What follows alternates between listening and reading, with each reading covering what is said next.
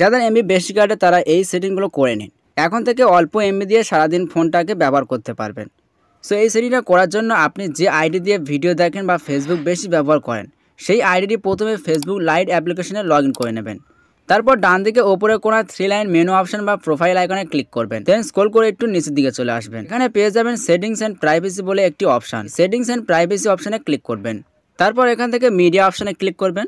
দেন data সেভার নামের এই অপশনটা অন করে দেবেন।